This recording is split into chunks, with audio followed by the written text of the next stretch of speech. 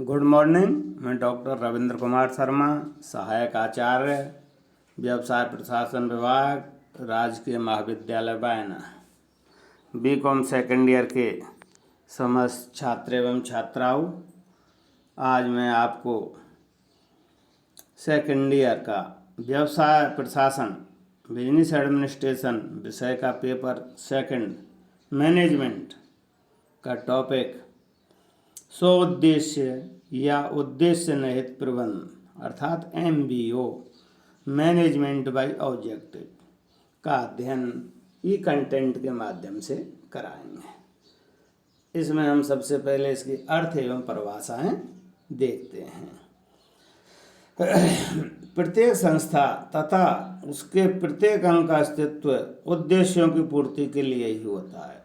अतः प्रत्येक संस्था के प्रबंधकों को अपने उद्देश्यों को स्पष्ट रूप से निर्धारित करना होता है ताकि संस्था का प्रत्येक व्यक्ति उनकी प्राप्ति के लिए अपनी क्षमताओं तथा संस्था के संसाधनों का अधिकतम कुशलता के साथ उपयोग कर सके। इसी के क्रम में उद्देश्य निर्धारण के आधुनिक मॉडल को स्वोद्देश्य प्रबंध या उद्देश्यों द्वारा प्रबंध के नाम से जाना जाता है। प्रबंध शास्त्री पीटर एफ ड्रकर ने अपनी पुस्तक द प्रैक्टिस ऑफ मैनेजमेंट में, जो सन 1954 में प्रकाशित की गई थी, सर्वप्रथम इसका MBO का वर्णन किया था। MBO की फुल फॉर्म है मैनेजमेंट बाय ऑब्जेक्टिव। MBO है क्या? MBO को हम इसके सामान्य अर्थ में देखते हैं। MBO उद्देश्य निर्धारण की एक बहुआयामी प्रबंध प्रणाली है।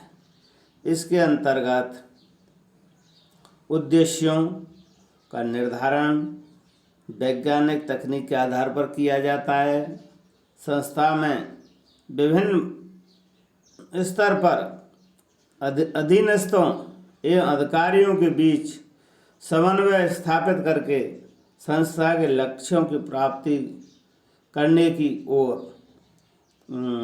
कदम उठाए जाते हैं। इस स्वोद्देश्य प्रबंध को आज कई नामों से भी जाना जाता है, जैसे परिणामों द्वारा प्रबंध, लक्ष्य प्रबंध, परिणामों द्वारा नियोजन आदि नामों से इसकी व्याख्या की जाती है। अब इसकी परिभाषा में देखते हैं। पीटर एफ ड्रकर के अनुसार स्वोद्देश्य प्रबंध एक ऐसी प्रणाली है जिसमें व्यक्तिगत रूप से प्रत्येक प्रबंधक की तथा संपूर्ण उपक्रम दोनों की कार्य कुशलता में सुधार हेतु निगमीय, कॉमन, विभागीय तथा प्रत्येक प्रबंध के स्तर पर उद्देश्यों का निर्धारण किया जाता है। जो और दूसरी परिभाषा दी है बून तथा कुर्ज ने। उनके शब्दों में स्वोद्देश्य प्रबंध एक प्रणाली है जिसके द्वारा किसी संस्था के वरिष्ठ एवं अधीनस्थ प्रबंधक प्रत्येक सदस्य के लक्ष्यों की पहचान करते हैं, अपेक्षित परिणामों के रूप में दायित्वों को परिभाषित करते हैं तथा इन्हीं परिमापों अर्थात दायित्वों को उस संस्था का संचालन करने तथा उस संस्था के प्रत्येक सदस्य के योगदान का मूल्यांकन करने के लिए उपयोग करते हैं। अतः इन दोनों परिभाषाओं से इसका अर्थ स्पष्ट होता है। हम कह सकते हैं इसमें निष्कर्ष में कि स्वोद्देश्य प्रबंध वह प्रणाली है जिसके अंतर्गत किसी संस्था के वरिष्ठ एवं अधीनस्थ प्रबंधक संयुक्त रूप से संस्था के सामान्य उद्देश्यों को निर्धारित करते हैं, प्रत्येक सदस्य से अपेक्षित परिणामों को परिभाषित करते हैं तथा उन्हीं उद्देश्यों एवं अपेक्षित परिणामों को संस्था का संचालन करने एवं प्रत्येक सदस्य के कार्यों का मूल्यांकन करने के लिए उपयोग करते हैं। अतः ये देखिए, कोई भी व्यावसायिक संस्था या उपक्रम बिना उद्देश्यों के संचालित नहीं किया जा सकता। और उद्देश्य इस तरह के होने चाहिए जो कि क्या है कि किसी भी संस्था की सफलता उनके उद्देश्यों पर निर्भर करती है। अगर उद्देश्य निर्धारण में उपयुक्त और आधुनिक प्रणाली का उपयोग किया जाता है जिसका नाम एमबीओ है, तो निश्चित ही उस संस्था को लाभ की ओर अग्रसित करने से कोई नहीं रोक सकता है। आगे इसमें उद्देश्यों द्वारा प्रबंध की विशेषताएं एवं लक्षण हैं बताए गए हैं। हमने इन बिंदुओं के माध्यम से इसकी हम आपको व्याख्या कर रहे हैं। सबसे पहला है उद्देश्य प्रधान। इसकी विशेषता या लक्षण क्या है एमबीओ का? उद्देश्य प्रधान, गोल ओरिएंटेड। उद्देश्य प्रबंध प्रणाली उद्देश्य प्रधान प्रणाली है। जैसा कि इसके नाम से ही स्पष्ट है, एमबीओ मैनेजमेंट वाइज ऑब्जेक्टिव्स है। मैनेजमेंट अपने को ऑब्जेक्टिव्स का करना यानी उद्देश्यों के निर्धारण का प्रबंध करना है। इसके अंतर्गत सर्वप्रथम संस्था के सामान्य उद्देश्यों का निर्धारण किया जाता है। तत्पश्चात उन्हीं उद्देश्यों को ध्यान में रखकर प्रत्येक मंडल, विभाग, उपविभाग एवं कर्मचारी के उद्देश्यों का निर्धारण किया जाता है। दूसरा है इसकी सहभागिता, पार्टिसिपेशन। एमबीओ में उद्देश्यों का निर्धारण करते समय सभी संबंधित व्यक्तियों की सहभागिता होती है। व्यक्तियों से आशय है कर्मचारियों से। इसमें सभी अधिकारी, अधीनस्थ एवं कर्मचारी मिलकर आपसी विचार विमर्श से ही प्रत्येक विभाग, उपविभाग आदि के उद्देश्यों का निर्धारण करते हैं। तीसरे इसका महत्वपूर्ण विशेषता है महत्वपूर्ण कार्य क्षेत्रों की पहचान, यानी की परफॉर्मेंस एरिया, आइडेंटिफिकेशन ऑफ की परफॉर्मेंस एरियाज। उद्देश्य प्रबंध प्रणाली के अधीन उद्देश्यों का निर्धारण करते समय महत्वपूर्ण कार्य क्षेत्रों या परिणाम क्षेत्रों की पहचान की जाती है। ये महत्वपूर्ण परिणाम क्षेत्र ही प्राथमिक क्षेत्र होते हैं जो संपूर्ण संस्था की सफलता एवं विकास को प्रभावित करते हैं। तत्पश्चात इन सभी महत्वपूर्ण क्षेत्रों में इस प्रकार सामंजस्य स्थापित किया जाता है ताकि वे संपूर्ण संस्था के उद्देश्यों की प्राप्ति में सर्वाधिक योगदान दे सकें। अगले विशेषता है इसकी निष्पादन मूल्यांकन, परफॉर्मेंस अप्राइजल। उद्देश्य प्रबंध प्रणाली के अंतर्गत न केवल सहभागिता के आधार पर उद्देश्यों का निर्धारण किया जाता है बल्कि इसके अंतर्गत सामयिक कार्य निष्पादन का मूल्यांकन भी किया जाता है। इसी मूल्यांकन के आधार पर कर्मचारियों का पारिश्रमिक निर्धारित किया जाता है तथा निष्पादन में रही कमियों को दूर करने का प्रयास भी किया जाता है। अगली इसकी विशेषता लक्षण है क्रियात्मक प्रणाली, ऑपरेशनल सिस्टम। उद्देश्य प्रबंध प्रणाली एक क्रियात्मक प्रणाली है, प्रबंध प्रणाली है जिसे व्यवहार में अपनाया जा सकता है। यह प्रणाली क्रियात्मक है क्योंकि इसे मापनीय योग्य उद्देश्य को निर्धारित किया जाता है। सामयिक आधार पर कार्यों या निष्पादन का मूल्यांकन किया जाता है। अगली इसकी विशेषता लक्षण है विकेंद्रीकृत जवाबदेही। उद्देश्य प्रबंध प्रणाली के अंतर्गत जवाबदेही केंद्रीयकृत नहीं होती है बल्कि संस्था का प्रत्येक सदस्य अपने कार्यों के लिए स्वयं जवाबदेह होता है। किंतु इसका तात्पर्य ये नहीं है कि प्रत्येक विभाग, उपविभाग के कार्यों के लिए उनके प्रमुखों का कोई दायित्व नहीं होता है। वस्तुतः सभी विभाग अध्यक्ष अपने अपने विभागों कार्यों के लिए उत्तरदायी होते हैं तथा उनका नियंत्रण भी करते हैं। अगला इसकी विशेषता लक्षण है व्यापक विचारधारा, कॉम्प्रिहेंसिव अप्रोच। उद्देश्य प्रबंध विचारधारा एक व्यापक विचारधारा है।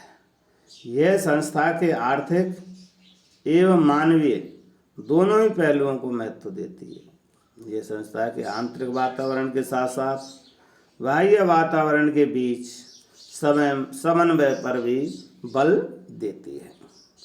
अगली सी विशेषता लक्षण है प्रणालीगत विचारधारा, सिस्टम्स अप्रोच। प्रणालीगत विचारधारा, एमबीओ प्रबंध एक प्रणालीगत विचारधारा है। यह संपूर्ण संस्था का एक समग्र एवं व्यापक प्रणाली के रूप में प्रबंध करने पर बल देती है। इस प्रणाली में संस्था के प्रत्येक सदस्य को संस्था की उप प्रणाली के रूप में समझा जाता है तथा उसे संस्था के साथ सक्रिय रूप से जोड़ने का प्रयास किया जाता है। अगला है इसकी विशेषता लक्षण, संसाधनों का अनुकूलतम उपयोग, optimum utilisation of resources. MBO प्रणाली का अंतिम उद्देश्य संस्था के भौतिक, मानवीय एवं वित्तीय संसाधनों का अनुकूलतम उपयोग सुनिश्चित करना है। यह वह प्रणाली है जिसमें संस्था के प्रत्येक विभाग के उद्देश्यों एवं प्रत्येक सदस्य से अपेक्षित परिणामों को निर्धारित किया जाता है तथा समय समय पर वास्तविक कार्य परिणामों का मूल्यांकन किया जाता है। इसी से सभी संसाधनों का अनुकूलतम उपयोग सुनिश्चित किया जा सकता है। अगला इसकी विशेष लक्षण है सरल तकनीक, सिंपल टेक्निक।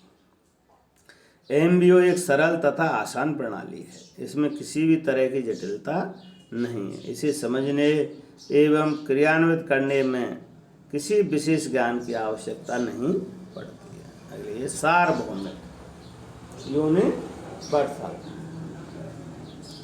सोद्देश्य प्रबंध प्रणाली को व्यावसायिक, सामाजिक, धार्मिक, राजनीतिक आदि सभी कार्यों में अपनाया जा सकता है। यह प्रबंध के सभी स्तरों पर अपनाई जा सकती है। यह बड़ी एवं छोटी सभी प्रकार की संस्थाओं में भी अपनाई जा सकती है, इसलिए इसको सार्वभौमिक प्रणाली के रूप में मानते हैं। इस तरह से हमने इसकी एमबीओ की विशेषताएं या लक्षणों को विभिन्न बिंदुओं के माध्यम से समझा है। आगे इसी में है एमबीओ के क्या उद्देश्य हैं, ये भी हम विभिन्न बिंदुओं से समझा रहे हैं। ऑब्जेक्टिव्स ऑफ एमबीओ, इनके उद्देश्य क्या है? सर, पहला उद्देश्य है विभाग के प्रत्येक सदस्य के सामूहिक प्रयासों से उद्देश्यों का निर्धारण करना। भाई इसके उद्देश्य क्या है? तो सबसे पहला उद्देश्य है विभाग के प्रत्येक सदस्य के सामूहिक प्रयासों से उद्देश्यों का निर्धारण करना। उद्देश्य किसके हैं? व्यावसायिक संस्था के या किसी उपक्रम के। दूसरा है ये उद्देश्य कैसे होना चाहिए? सत्यापन योग्य एवं मापन योग्य, वेरिफिएबल एंड मेजरेबल क्या है उद्देश्य होने चाहिए। और वे कैसे उद्देश्य होने चाहिए? उद्देश्यों का ठोस लक्ष्यों का निर्धारण करना है उनमें भी। तीसरा है अधीनस्थों एवं अधिकारियों के बीच संप्रेषण को बढ़ावा देना।